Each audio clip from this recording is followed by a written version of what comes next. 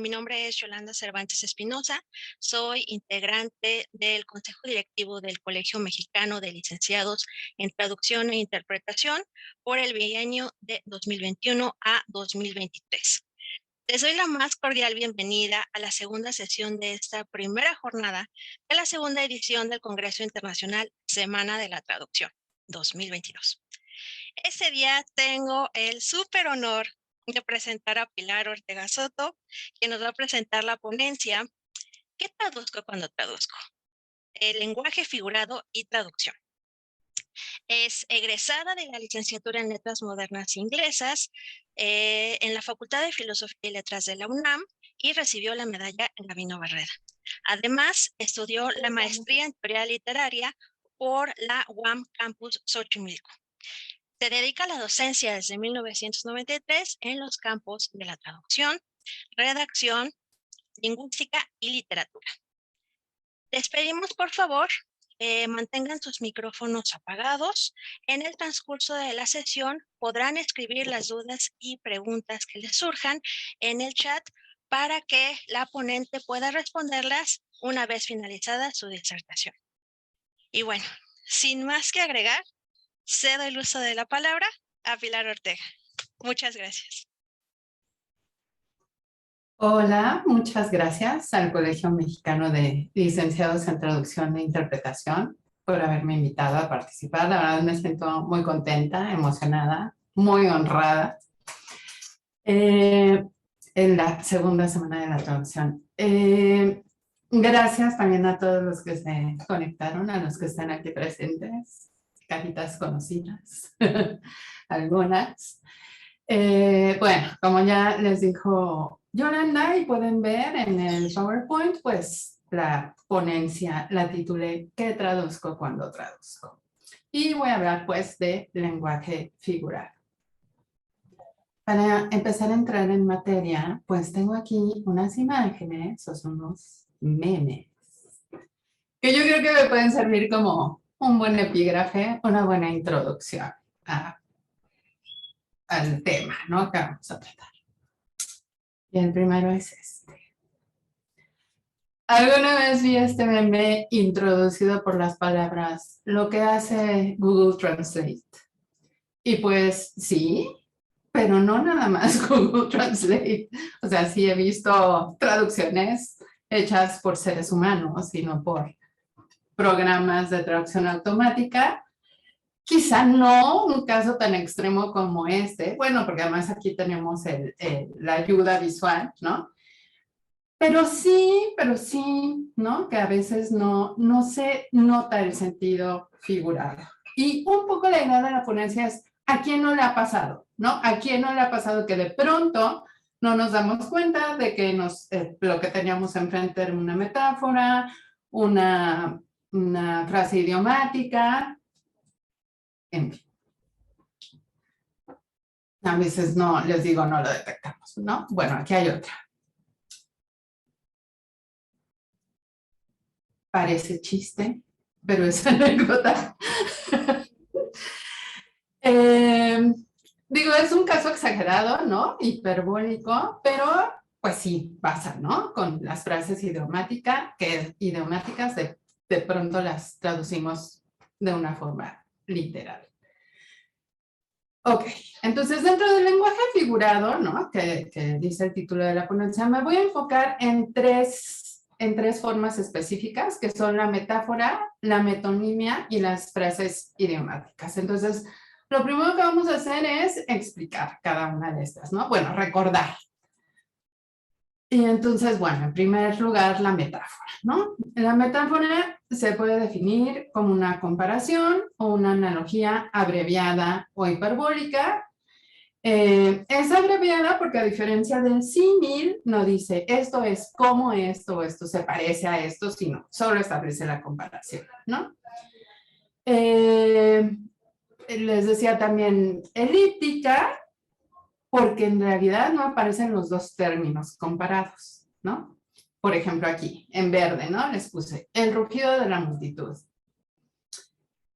Ahí hay una comparación de muchas personas, el ruido que hacen muchas personas con un rugido, ¿no? Y entonces el término que no está ahí, pues es animales salvajes, que son quienes rugen.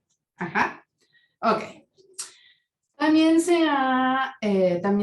define como una sustitución, como una transferencia, ¿no? Estoy pasando una característica de, por ejemplo, en el ejemplo de los animales a las personas, ¿no? Pero en todos los casos, lo que sí hay es una relación, vaya, lo que hay es una relación entre dos términos que en apariencia son distintos, no tienen nada que ver, pero que justamente la metáfora establece como que comparten algo, ¿no? Miren, aquí les puse otro ejemplo de metáfora, que es uno que pone Elena Bernstein, ¿no? En el diccionario de retórica y poética. Entonces dice, la clara cadera de la costa, ¿no? Que es un poema de Neruda. Bueno, aquí el dibujito, ¿no? Porque ¿qué se está comparando? Pues, ¿no? Si lo llevamos, vaya, si empezamos a interpretar es como, bueno, cadera, pues la cadera pertenece a las personas, bueno, seguramente una mujer, porque está usando femeninos, y que pueden tener en común, pues, tal vez la idea de suavidad, de fertilidad, ¿no? Las metáforas no tienen una sola interpretación, ¿no? De hecho, es pues parte de la riqueza, ¿no? Del lenguaje figurado y parte de por qué es difícil a veces traducirlas, ¿no? Ok. Ahora, la metonimia, lo que pasa en la metonimia es una sustitución también, pero en la metáfora, un término pertenece a un dominio de la realidad y el otro a otro, ¿no? Por ejemplo, digamos, los animales y las personas son dos dominios diferentes, ¿no? En el primer ejemplo. Aquí, uno de los términos, según dice Beristain, ¿no? Tiene una relación existencial con el otro, ¿no? Esa relación existencial puede ser del todo por la parte por el todo, el continente por el contenido, la causa por el efecto o viceversa, ¿no? Y aquí les puse el ejemplo, ¿no? De pedir la mano, pues de la novia, ¿no? Y lo que quiere es a toda la novia, no solo su mano, obviamente, pero esa es la metáfora. Ok. Las frases idiomáticas. Las frases idiomáticas son frases fijas que no tienen un sentido compositivo, o sea, su sentido no se da por la contigüidad de los elementos que están individuales, ¿no? Que están ahí. De hecho, son absurdas en la mayoría de los casos, ¿no? Si las vemos así. Pero ese conjunto tiene un solo significado, ¿no? Entonces, de la semántica, por ejemplo, pues son lexias compuestas, ¿no? Es como si fuera un solo signo, aunque sean muchas palabras, es un solo significante con un significado, ¿no? Aquí les puse de ejemplo una frase que yo oía mucho de chica en boca de mi mamá y de mis tías, ¿no? Se referían a Rafael, el cantante español, me decía, aguanta un piano. Y lo que querían decir era que era así como excelente, guapísimo, buen cantante, o sea, lo máximo, ¿no? Eso quería decir, aguanta un piano. Y bueno, este ejemplo nos deja ver, a veces las frases idiomáticas, pues sí, se conservan a lo largo del tiempo, pero muchas otras veces son muy propias de un sociolecto y de un cronolecto, ¿no? Entonces, eso suma a la dificultad de las frases idiomáticas. Bueno, quise explicar las tres, pero en realidad a lo largo de la ponencia voy a usar más bien la frase lenguaje metafórico, lenguaje figurado, metáfora. En realidad, tanto la metonimia como las frases idiomáticas pueden entenderse, ¿no? O, sí, de manera general, como procesos metafóricos. Bueno, entonces, para la teoría literaria y para la traductología tradicional, la metáfora es un evento lingüístico idiosincrático, ¿no? Es algo extraordinario, es algo raro, es un adorno, ¿no? Que se pone en una obra, ajá. El objetivo, ¿no?, de quien crea la metáfora es causar un efecto de desfamiliarización, ¿no?, de extrañamiento. Okay. Aquí, ¿no?, les puse unas estrofas del poema de Las nanas de la cebolla, de Miguel Hernández. Aquí, por ejemplo, dice, bueno, la primera estrofa que puse. En la cuna del hambre mi niño estaba, con sangre de cebolla se amamantaba. Entonces ahí, ¿no? La extrañeza como, ¿cómo que sangre de cebolla? O sea, las cebollas no tienen sangre, sí tienen un liquidito, pero es blanco. Entonces se ha de estar comparando la leche materna, pero el seno y la cebolla. ¿Y por qué dice sangre y no leche? Y no, bueno, ahí dice hambre, entonces también hay una idea de precariedad, etcétera.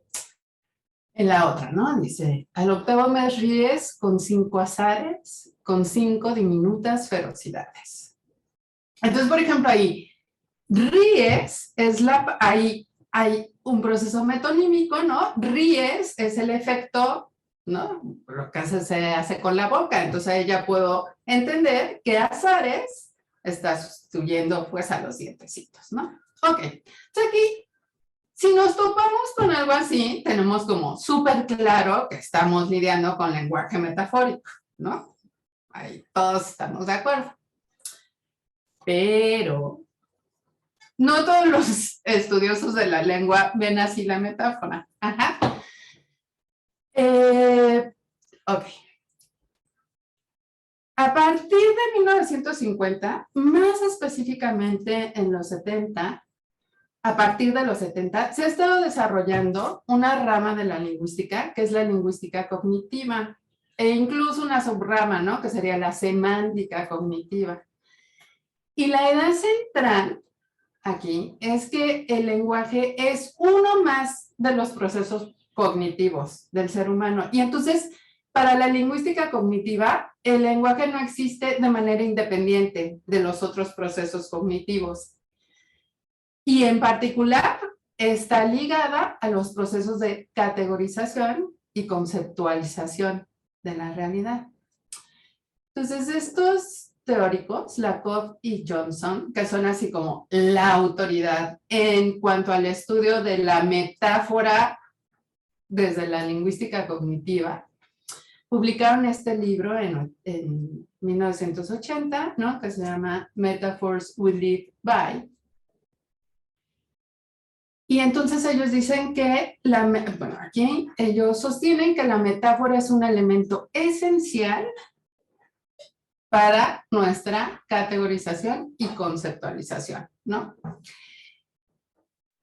Así, ¿no? Entonces, pues la metáfora ya no se entiende como un acto idiosincrático, extraordinario, particular, sino que está presente todo el tiempo en cualquier acto comunicativo, ¿no?, o discursivo.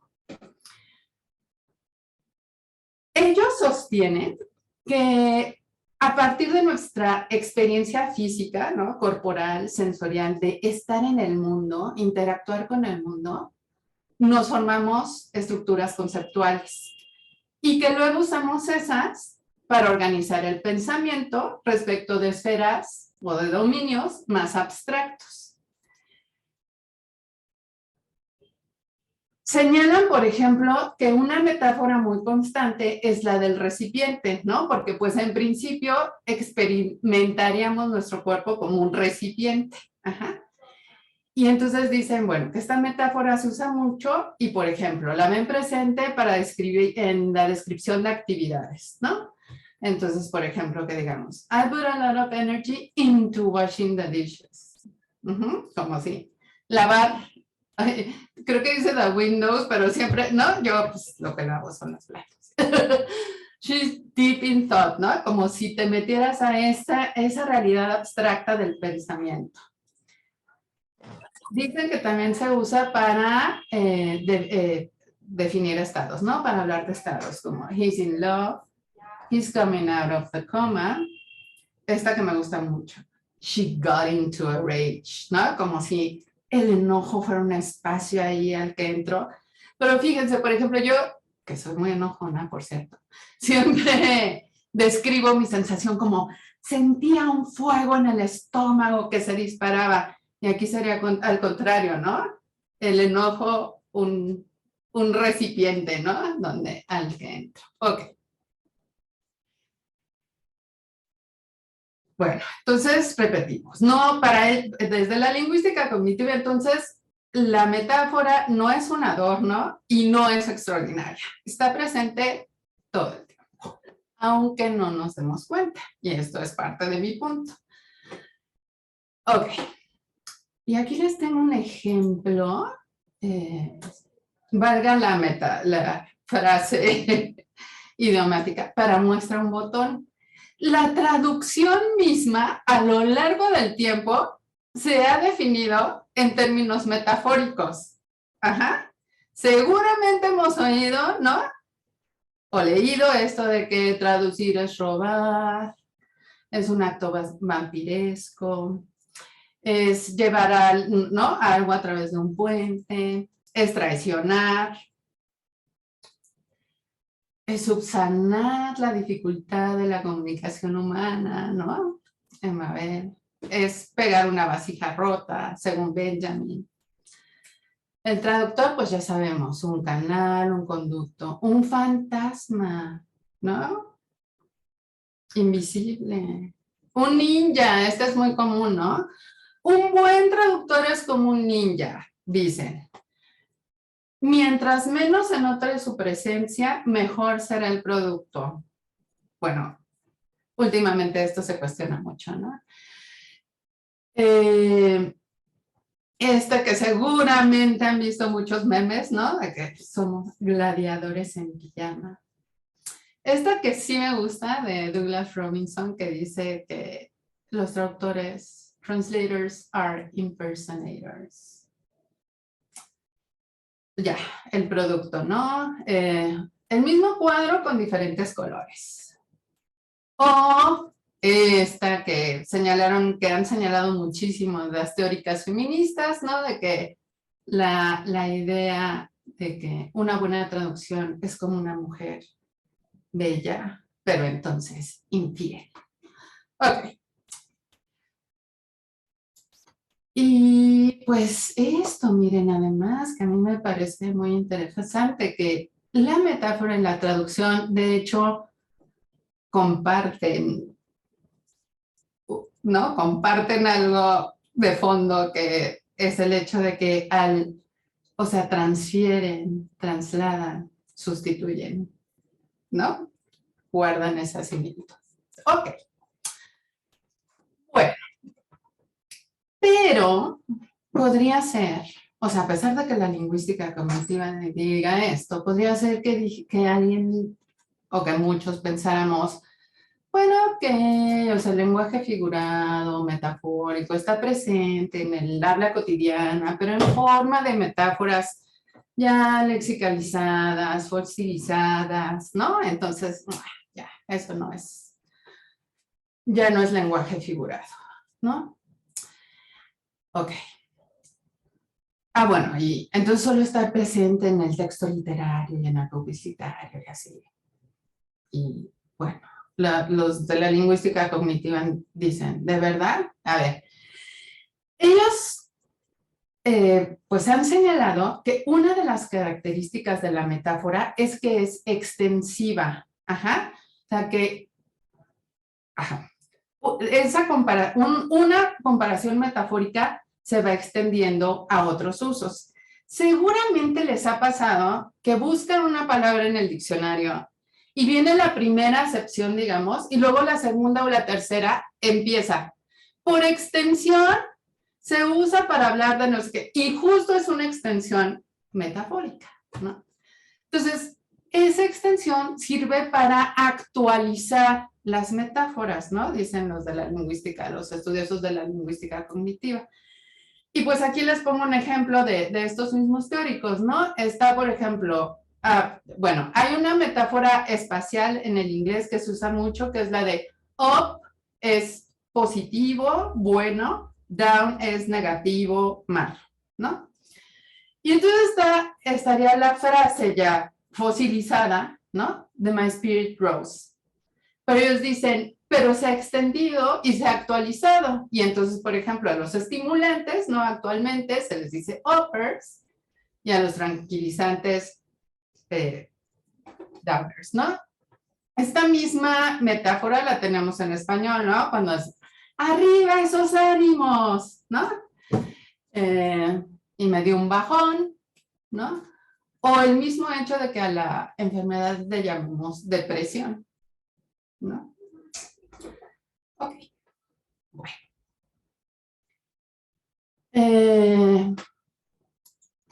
También dice la semántica cognitiva, ¿no? Que la metáfora puede explicar la polisemia, ¿no? Lo que les decía de las acepciones. Por ejemplo, virus, ¿no? Ok, virus en principio como un patógeno. Pero, ¿no? Entonces, una computadora es como una persona y también se enferma, ¿no? También se daña con un virus, ¿no? Que es un código, otra vez una metáfora, maligno, ¿no?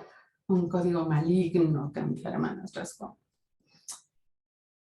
También, ¿no? La metonimia sirve para explicar igual, ¿no? Nuevas acepciones o nuevas palabras. Aquí les puse este ejemplo, ¿no? Del Pullman. En principio, pues, era el apellido de un señor que creó unos vagones muy lujosos de tren. Luego los vagones se llamaban así. Y luego, en realidad no sé de quién fue la idea, pero hay una compañía de camiones morelenses, ¿no? Que son los Pullman, y cualquiera que se mueva en Morelos o entre Morelos y Ciudad de México sabe que si dices voy a tomar un Pullman, pues es un camión, ¿no?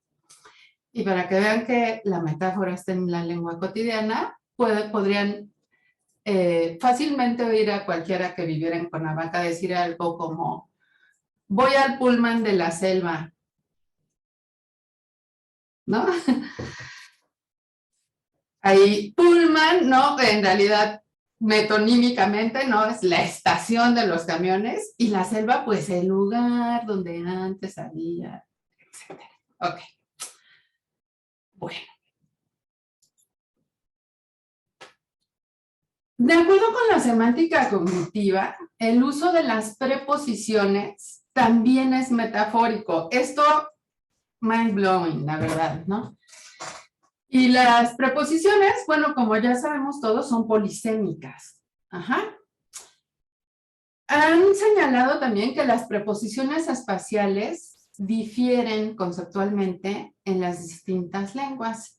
Y bueno, aquí empiezo así ya con el meollo, ¿no? Del tema sobre el que quiero reflexionar. Y es que cuando nos estamos manejando entre dos lenguas, pues no siempre tenemos conciencia de esto, ¿no? De la naturaleza metafórica, de toda la lengua, de todo discurso. Ajá. No solo de literario, o sea, eso es, ¿no? Lo que quiero súper señalar. Y esto tiene implicaciones tanto para nuestra actividad traductora como para el producto. Entonces, miren, les tengo este ejemplo, que es un ejemplo con el que me topo todos los días de la vida. Porque, bueno, usar las preposiciones es difícil, ¿no? Incluso a veces en nuestra misma lengua tenemos duda, ¿no? Por el hecho de que son polisémicas. Y cuando aprendemos una segunda lengua, bueno, es de los cocos, ¿no? Y cuando traducimos, bueno, también. Pero entonces a veces no tomamos conciencia y pues damos por hecho, ¿no? Que, ay, pues, no importa. Pero en este caso en específico, por ejemplo, sí se estaría empleando una conceptualización que es propia del inglés, pero no es propia del español. Cuando nos estamos refiriendo a partes de un texto, ¿no? Otras partes de la que estamos escribiendo en ese momento, en inglés se utiliza una metáfora espacial, como se ve aquí en la diapositiva, ¿no? Y entonces dices, as mentioned above o below are some examples. En español, la metáfora es temporal. Y entonces decimos, como ya se mencionó anteriormente, ¿no? Ya se dijo que, a continuación, más adelante, después se explicará. Bueno, con lo que yo me topo todos los días es, en el ejemplo de arriba, o en lo que aparece abajo, y pues no, ¿no? Ahí sí se está usando, les digo, una conceptualización que no es la propia de la lengua, ¿no? Y mi afán no es así como decir, no es ser prescriptiva, ¿sabe? Sino, pues nada, que pongamos atención, ¿no? Que nos demos cuenta de esto y que, pues por lo menos, decidamos conscientemente, ¿no? Ok. Ahora voy a repasar brevemente cómo se ha visto la metáfora en la traductología, ¿no? A lo largo. Entonces, como ya había dicho, la concepción tradicionalista señala que la metáfora es un adorno, algo extraordinario en la lengua, y entonces es un problema, ¿no? De traducción. Y aquí, bueno, pues la consecuencia de esto, ¿no? Son los enfoques prescriptivos, ¿no? Es un problema y entonces lo que tienes que hacer es tal y tal y tal. Seguramente se acuerdan de Newmark, ¿no? Y sus 5 procedimientos. Oigan, no solo antes había esta idea de prescribir, fíjense que en lo que estuve investigando, ¿no? Me encontré con que hay un estudio de un investigador rojo y colaboradores, ¿no? Que ellos lo que hicieron fue, tenían 2 grupos, ¿no? A un grupo lector le dieron un texto original con metáforas y al otro grupo lector le dieron un texto con traducción en la que no se habían respetado las metáforas, se habían pasado para frases, se había parafraseado. Y midieron el ritmo cardíaco y descubrieron que el ritmo cardíaco se aceleraba más cuando los lectores se enfrentaban a metáforas. Y entonces terminan su artículo diciendo que el traductor debe, ¿no? Conservar las metáforas o recrearlas para crear el mismo efecto, ¿no? En los lectores. Bueno, como sabemos, ¿no? Hay ahora enfoques más actuales, ¿no? Traductológicos, que ya no consideran la traducción o el acto de traducir como una mera actividad lingüística, sino como una inscrita en prácticas culturales, sociales, incluso económicas, ¿no? Entonces, este giro, el famoso turn de los Translation Studies, obviamente ha ido en paralelo con el desarrollo de las diversas ramas de la lingüística y en general de los estudios humanísticos, ¿no? Y entonces se han dejado de lado los estudios prescriptivos, ¿no? En general, como que ahora son más descriptivos, y la visión de la metáfora como un adorno artístico. Entonces, los enfoques funcionalistas, ¿no? Perdón, o sea, traductológicos funcionalistas, se llaman así justo porque ven el ejercicio de la traducción como una acción, al traductor como un agente, que toma decisiones. Bueno, que toma decisiones informadas por la función, ¿no? Que tiene o que quiere que tenga la traducción, o la función, no solo se enfocan en el texto y en la cultura meta, también puede ser en la origen, o sea, como qué está pasando económicamente o socialmente, que en el texto. Bueno, el punto aquí es que para ellos la metáfora pues ya no es un problema, ¿no? Más bien es una solución porque es una oportunidad para que el traductor actúe, decida y actúe. Ok. Desde la lingüística cognitiva, la pregunta es más bien el lenguaje, no, la pregunta esta que teníamos, se contesta más bien no pensando en las metáforas individuales, sino en los sistemas conceptuales, ¿no? O sea, un poco la pregunta es, ¿coinciden? ¿No coinciden? ¿Qué hacemos? ¿No? Esto no está resuelto. Ajá. O sea, es un campo que ahorita está investigándose, que está explorándose.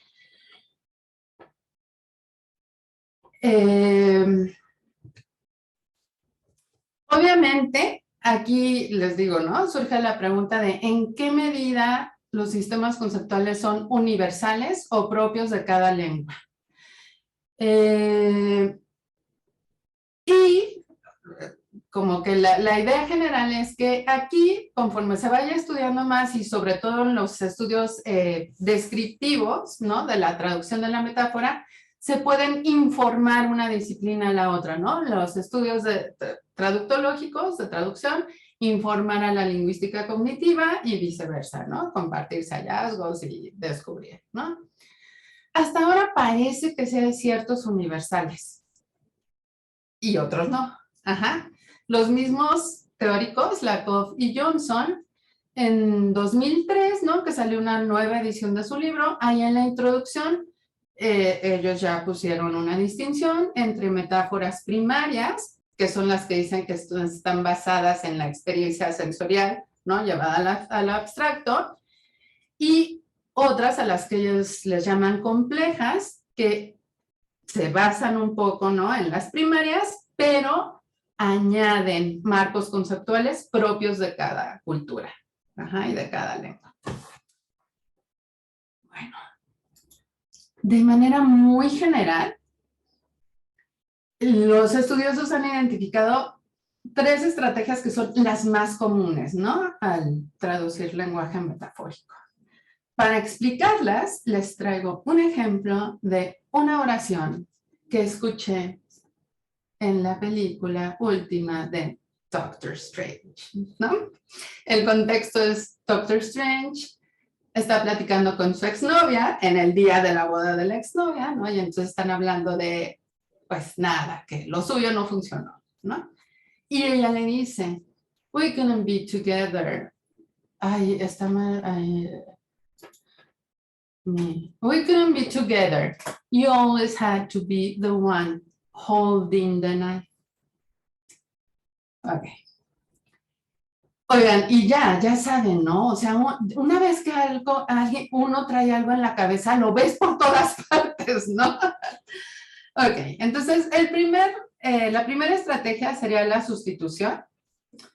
Aquí, por ejemplo, podría ser, no podíamos estar juntos, siempre tenía que ser tú quien llevara la batuta. Aquí estoy sustituyendo, ¿no? Esa frase metafórica por una frase ya hecha.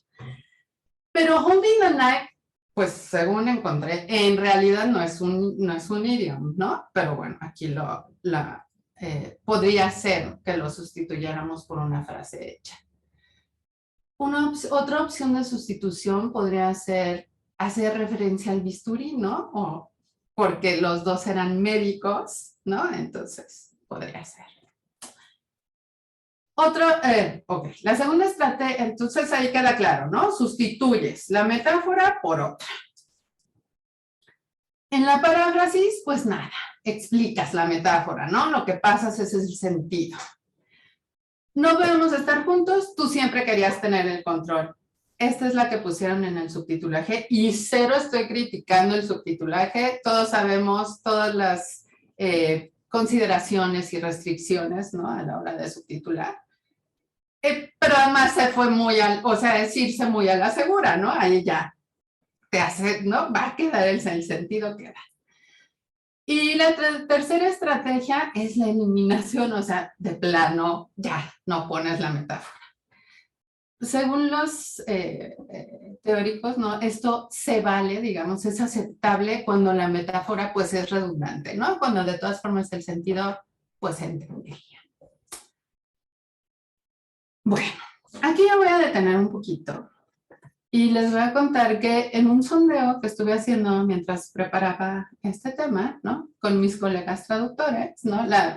Les preguntaba como, oye, ¿cuál es tu experiencia traduciendo lenguaje metafórico?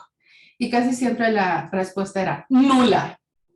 No traduzco metáforas, nunca, ¿no? Luego ya, pero bueno, lenguaje figurado, frases idiomáticas, ¿no? Aquí a veces era como, ah, eso, ¿no? Ah, pero pues esas ya están fosilizadas, eso pues, ni es lenguaje metafórico. Sí hubo quien me contestó como, fíjate que de pronto no las veo, ¿no? Sino hasta que mi revisor me las señala.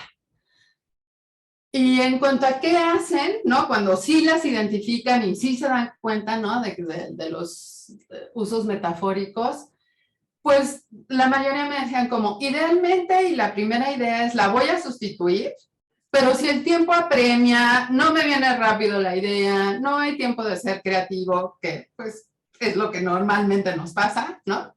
Pues nada, recurro a la paráfrasis, ¿no? Ok, lo que yo quiero, me gustaría aportar con esta ponencia es la idea de que en la medida en que estemos conscientes de la altísima incidencia del lenguaje metafórico en todo tipo de textos, en todo, o sea, en los científicos y en los técnicos y en todos. Podremos, bueno, en primer lugar, a lo mejor detectarlo, ¿no? Identificarlas, eso, que no nos pase que pues ni la vi, ¿no? Y en segundo, y más importante yo creo, pues tomar decisiones más conscientes respecto de cómo queremos o podemos manejar, ¿no? Esto.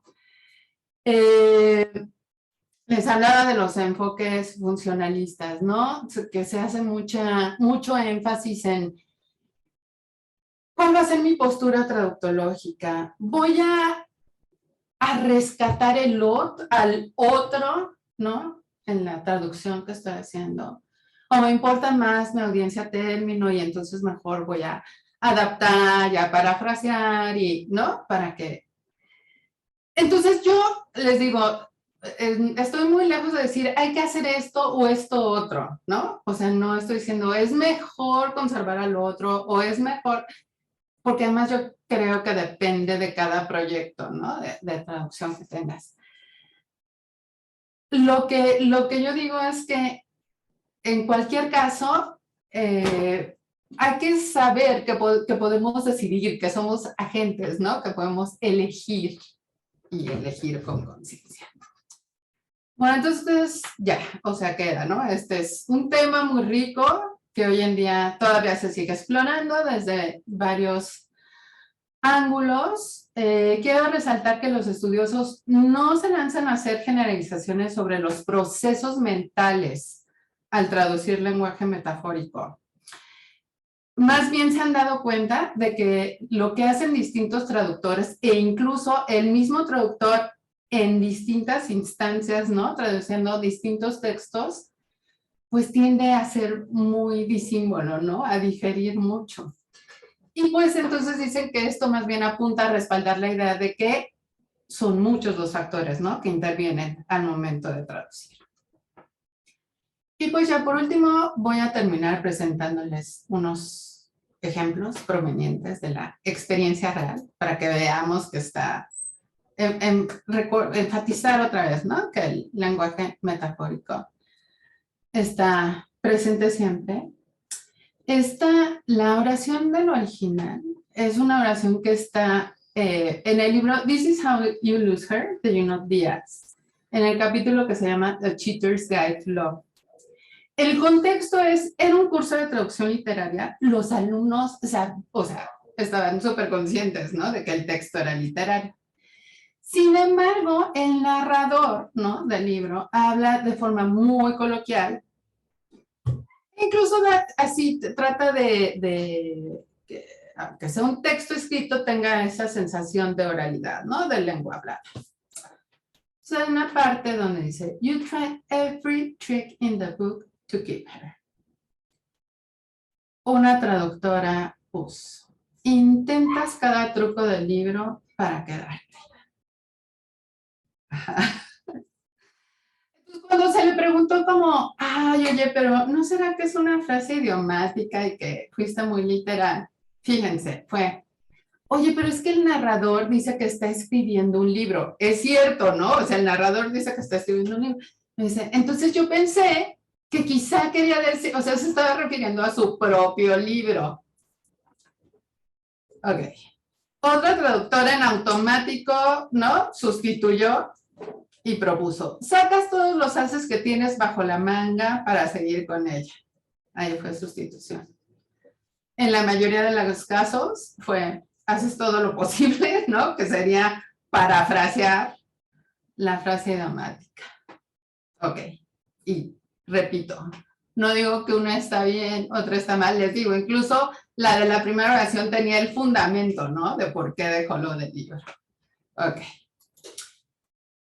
Luego esta metáfora que me gusta mucho, ¿no? Pues este es de un artículo de política, ¿no? Dice, external intervention appears to remain a theoretical debate for now, even as time grows short.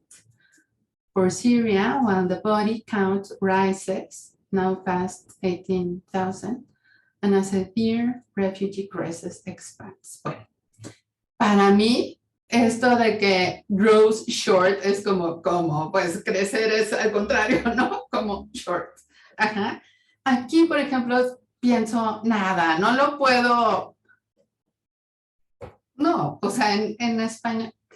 Y tiene que ver con las colocaciones, ¿no? Yo creo que muchas veces pensamos, ay, no, la colocación en español es, se agota el tiempo, ¿no? Ok. Aquí, por ejemplo, sí es muy claro, ¿no? Que la conceptualización es totalmente diferente. Jamás creo yo que en español mezclaríamos crecer con algo que se hace más pequeño, ¿no? Bueno, y si vemos, por ejemplo, ahí está la metonimia en body, ¿no? Que serían, pues, más bien cadáveres, ¿no? Bueno, pusieron muertos aquí. Lo de rises, otra vez, ¿no? Hacia arriba, pues, aumentar. Y la metáfora espacial de expandir. Y un tercer ejemplo, aquí la asignación, pues como podrán ver, era posedición, entonces está el original, lo que se entregó, ¿no? Que se tradujo con un traductor automático, y la tercera es la posedición, ¿no? En primer lugar, la preposición for, que, ¿no? O sea, también les digo, en el día a día me topo con la preposición for traducida como para todo el tiempo, y pues no, o sea, puede querer decir un montón de cosas, ¿no? Bueno, aquí el traductor automático puso por, ella en la posedición pues se prefirió de, ¿no? Un luchador de Dios. Drew strength from, el traductor automático lo puso igual, sacó fuerzas, ¿no? En la posedición más bien se fortaleció, ya se perdió la idea de sacar algo. Pero después, ¿no? Viene una metáfora, just dropped, cuando este hombre se convirtió en sacerdote. El traductor automático, cero, la eliminó como si no existiera eso. Ajá. Ya en la posedición, bueno, pues se sustituyó, ¿no? Porque, o sea, no se dijo directamente las quijadas se cayeron, porque no es lo que decimos, ¿no? Decimos que quedamos con la boca abierta.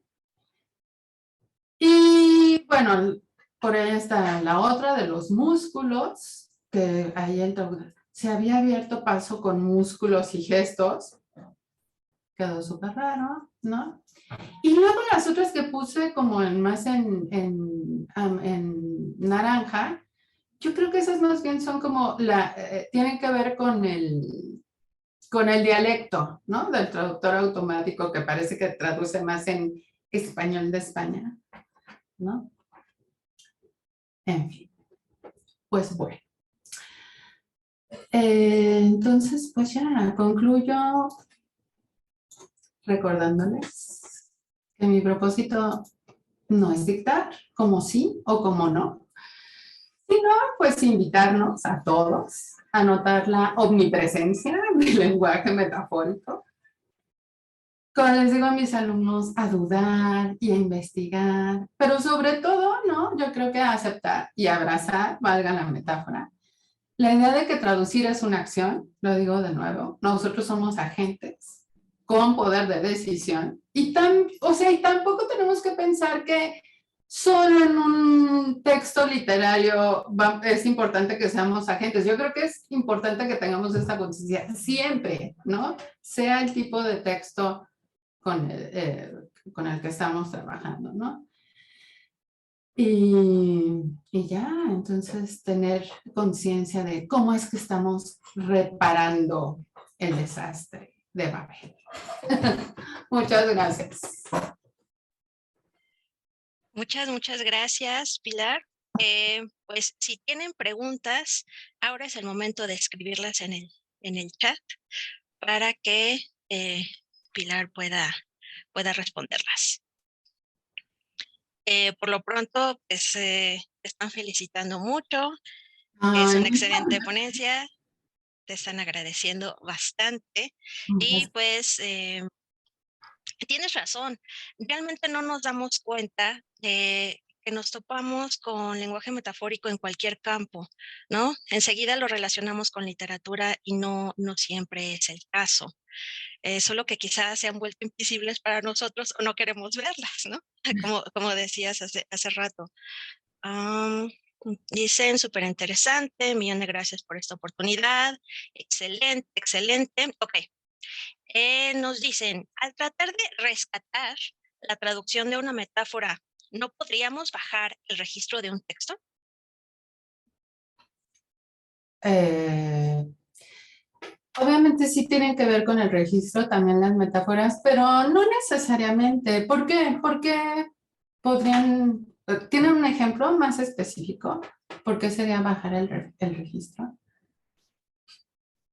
Quizás si se elige la paráfrasis, a lo mejor se puede utilizar como un lenguaje que pudiera no eh, transmitir, vamos a decir así, la misma formalidad. A ver si ahorita nos ponen un ejemplo. Sí, Dice, yo creo que la idea sería, bueno, dependiendo, les digo, tu postura tautológica, pero pues tratar de mantener el registro, ya sea que la conserves o no, ¿no? Ajá. excelente, son temas que poco se tratan y nos los encontramos seguidos y no sabemos cómo traducir, porque como bien dices, le tenemos miedo, ¿no? Un poco al lenguaje figurado. Y, y está también esta falsa creencia que decías de este rasgo de la competencia traductora de la creatividad se reduce solamente a textos literarios y no es así. No, no es Eh, así para nada. entonces, hay que saber ahí cómo reconocer y saber usarlo, ¿no? No se usa en la misma proporción, por supuesto. Am, Algunos tips para reconocer este tipo de lenguaje, sobre todo para los principiantes. Yo creo que cuando lo estés traduciendo y cuando revises tu traducción en español y algo te suene como muy extraño, como que no es lo que normalmente dirías, a lo mejor me voy a regresar al texto en inglés. Fíjense que como revisora, pues eso me pasaba, ¿no? O me pasa mucho. Voy leyendo el texto en español y de pronto algo me salta así horrible, ¿no? Entonces, ya, ¿no? Trato de, ahí, ya saben, ¿no? O sea, pues, que ahora es fácil, ¿no? Lo pones en el buscador algo, ¿no? Medio ahí la frase que tú crees que es idiomática y si sí es, pues ya te sale, ¿no? Ya te sale que aparece en un diccionario, ¿no? Algo, ya. Creo que eso, que es al momento de revisar, tal vez cuando ya si lo lees en la lengua términos como, ay no, a ver esto, qué es? No, no suena bien. Sí, y ya con la experiencia te salta como más fácil, ¿no? Como que sí se prenden los foquitos. No, yo ahorita que pues no sé, llevo unas semanas pensando en esto, pues las veía en todas partes, ¿no? O sea, ya así, veía la tele, iba al cine, leía lo que fuera y todo el tiempo estaba como, ay, mira, eso es metáfora, eso es, ¿no? todo el tiempo. Entonces yo creo, les digo, cobrando conciencia de que están presentes siempre, yo creo que es el primer punto para poder detectarlas, ¿no? Exacto. Nos dice Irma, me deja muy preocupada. ¿Cuántas metáforas no habré detectado? Pero ¿cuántos de nosotros tenemos tiempo de leer previo a traducir y no entrarle directo? ¿No? O sea, que esa puede ser eh, una situación que vivimos a 1000 por hora traduciendo y muchas veces no se nos barren, ¿no? Sí. Um, Excelente ponencia para saber que las metáforas no son exclusivas de textos literarios. Oye, Ok. Irma, no, pero no te preocupes. De todas formas, bueno, les digo, o sea, la paráfrasis yo creo que es como, pues te vas a lo seguro, ¿no? O sea, ok, no tienes mucho tiempo de ser creativo, porque es la realidad, ¿no? No es el pan nuestro de todos los días, ¿no? Tienes que traducir súper rápido, pues ya, por lo menos, ¿no? Pero estar como consciente, ¿no? De lo que estás haciendo. Del ejemplo de hace rato del registro, Ajá. dice, por ejemplo, en un cambio de alótropo. En un cambio.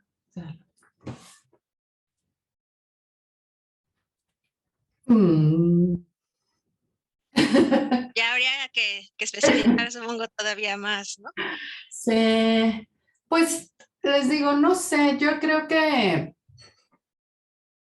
o sea, la pregunta es que si lo cambias a que si lo parafraseas vas a cambiar el registro, o que si A la bajarlo, conservas.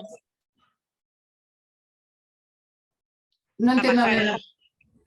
A ver, o- Yolanda, es que yo sí, no entiendo bien la pregunta. Ajá. sí, o sea, de lo que habíamos preguntado, que si este cambio, o sea, de las metáforas, que si no está el riesgo de bajar el registro, ya es que dijiste, a ver, un ejemplo, y entonces Ujú, ya pusieron en un cambio de alótropo, ujú.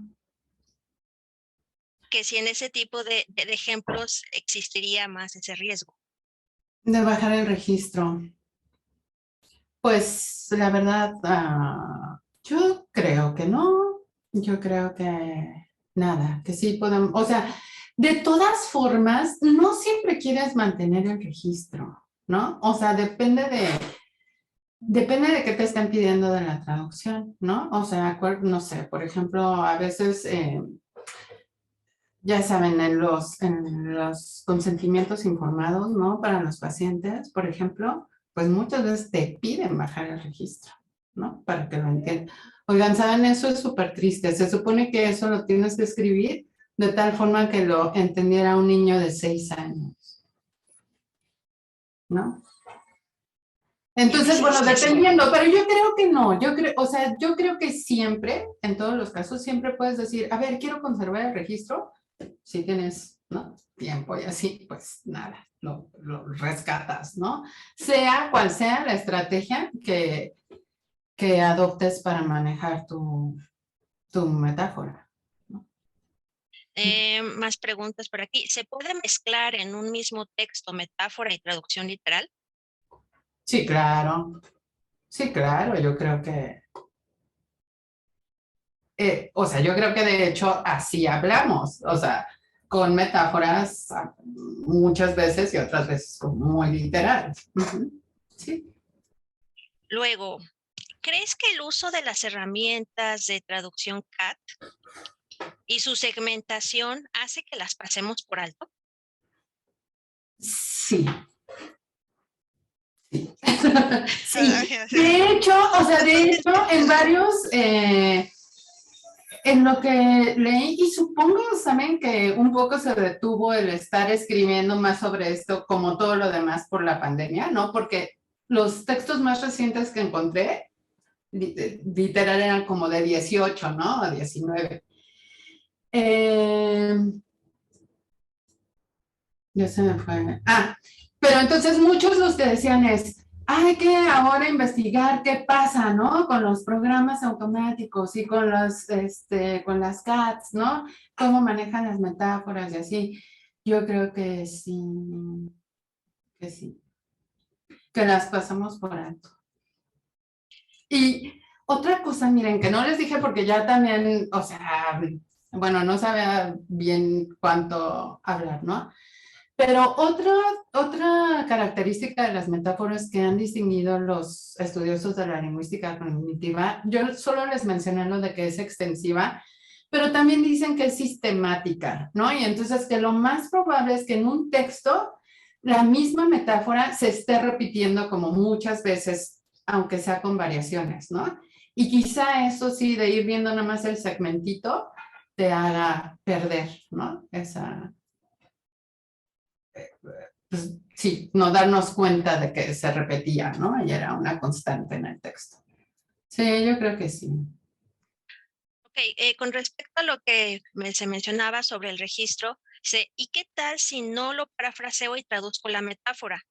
Ahí se cambiarían, si existe ese riesgo de cambiar el registro, si decide mantenerse y traducirse la metáfora, no usar paráfrasis. Sí, les digo, pues, sería sustituir, ¿no? Sustituir por una... Ajá. Pero la pregunta, ¿cuál es? Es que está relacionada con lo del registro, o sea, si no es ese riesgo de que se baje al momento de sustituir la metáfora. Pues es que también hay metáforas, es que no sé por qué, a ver, como por qué, ajá, por qué piensan que existe el riesgo de bajar el registro?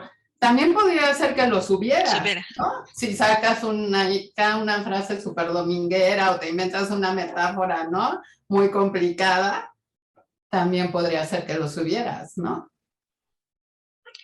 Creo que es Eh, como una preocupación paralela, más bien, ¿no? La de mantener el registro, o sea, ajá, que se sí, sí, sumaría, ¿no? sí, de como no irse al otro extremo, ¿no? Casi, casi.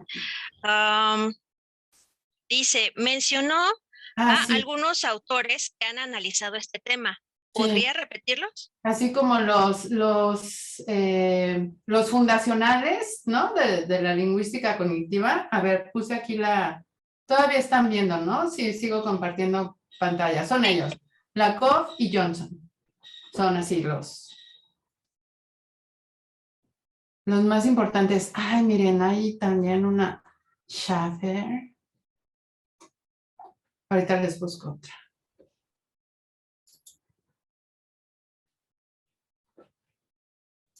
Ujú.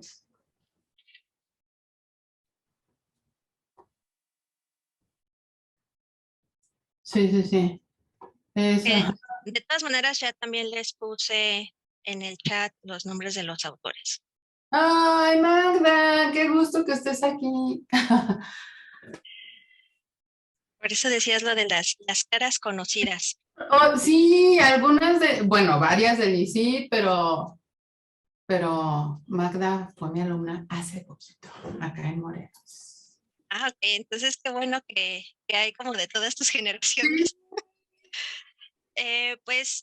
Si no hay eh, más preguntas, bueno, a muchos les da así muchísimo gusto leerte, escucharte. Ay, muchas eh, gracias. Todos te felicitan porque sí fue excelente. Y pues, si ya no hay más dudas, preguntas, comentarios, pues bueno, Pilar, pues agradecemos muchísimo tu participación, que hayas aceptado. Para nosotros fue un gran honor, un privilegio poder aprender, seguir aprendiendo de ti para todos aquellos que vemos tus alumnas, tus alumnos. Y bueno, o sea, sabes que tus aportaciones son de gran valor para nuestro gremio. Ah, De verdad, apreciamos mucho que nos hayas concedido el tiempo para poder compartirnos este tema tan interesante y bueno, parte de tus vastos conocimientos. Em, y pues bueno, te agradecemos muchísimo. Y bueno, también muchas gracias a todos por su asistencia, por estar aquí. Los invitamos a seguir el resto de las sesiones del Congreso. Recuerden que a las 6 de la tarde cerramos esta primera jornada con un conversatorio con intérpretes de lenguas de señas mexicana. Entonces, pues bueno, nos despedimos por esta ocasión. Que tengan un excelente día. Gracias Muchísimas y gracias. Gracias, gracias. a ti, Pilar. Bueno. Muchas gracias y hasta pronto.